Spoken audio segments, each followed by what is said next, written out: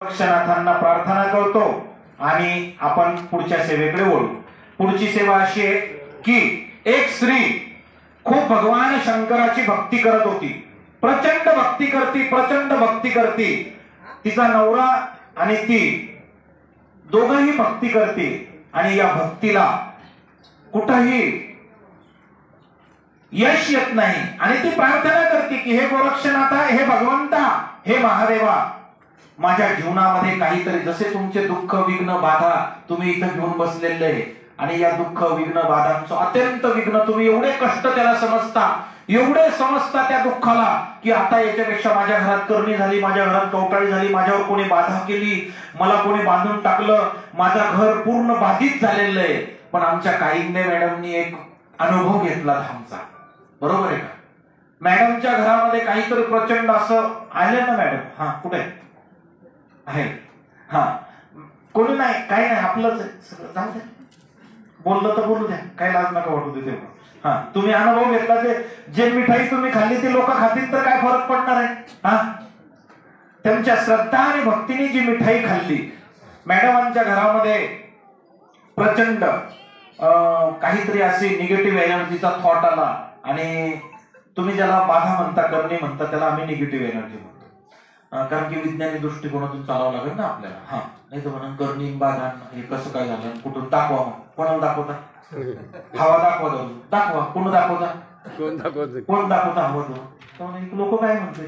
तर मॅडमांनी असं ते मला सांगितलं फोनवर की दादा, तुम्ही ज्या वेळेस हे 4-5 जण माझ्या घराला पूर्ण असे वेढा टाकला आणि अशा काही प्रक्रिया करत होते, काही दिसत होतं आणि त्यांची शक्ती आहे, काली मातेची खूप उपासना त्यांनी केली, खूप प्रचंड प्रबळ शक्ती त्यांच्या आतमध्ये, प्रबळ शक्तीवाले तिथे येऊ शकतात, काहीतरी पचवायचं असेल तरच येऊ शकतात, नाहीतर तसं आयरा गायरा कोणी इथं येणार नाही दादा, नाही। तुमच्या आतमध्ये काहीतरी बीज टाकून ते काहीतरी धर्माला लावायचंय, म्हणूनच तो माणूस इथं येऊ शकतो, नाही तर आयरा गायरा येणार नाही आणि इथं कोणतीही छाछूगिरी होणार नाही, कोणाला फसवल्या जाणार नाही, ही 100%। कोणताही माणूस असा फसवल्या जाईल की इथून हे होणार, तिथं ते होणार, माणसाला महाराजांना इथं बसलं म्हणजे तुम्हाला सगळं जगाचं दिसणार, असं कोणतंही दिसत नाही आणि मला तर दिसत नाही, कोणाला दिसत असेल तर त्याच्या पुढे माझं नतमस्तक राहणार।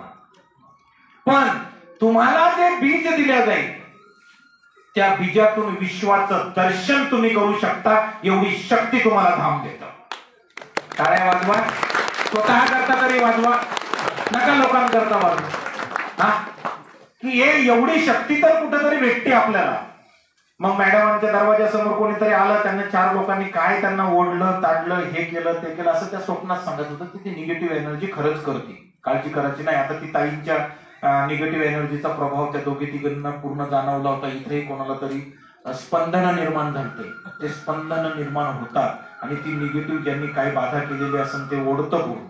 पण नाथांची शक्ती अशी आहे की ती तिथं जगू देत नाही, तिथं त्यांना मी स्वप्नात गेलो आणि त्या 4च्या 4 लोकांना बसलेलो दिसलो आणि सगळं एकदम पूर्ण बाहेर निघून गेले असं त्यांनी सांगतो। असं जातं ना, हा टाळ्या वाजवा मॅडम करतात, या शक्तीचा त्यांनी अनुभव घेतला, या शक्तीचा, ही शक्ती प्रत्येकामध्ये आहे।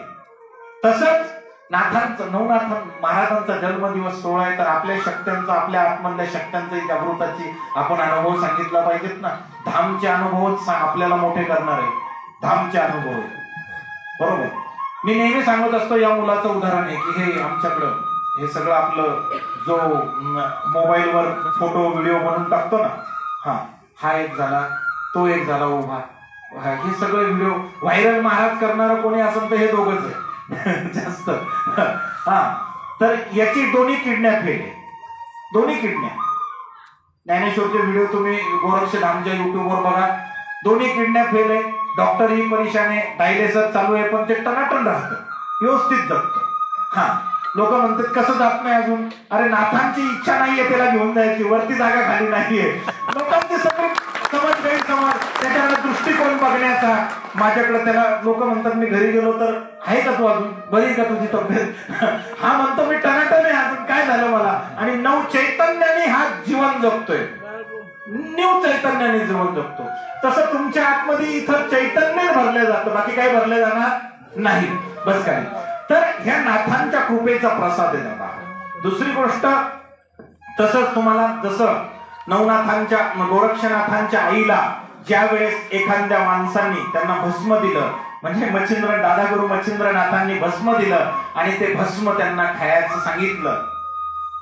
सांगितलं, आपल्यावर जीवन, आपल्यावर सगळ्यात महत्वाचं आहे, निर्भय आहे.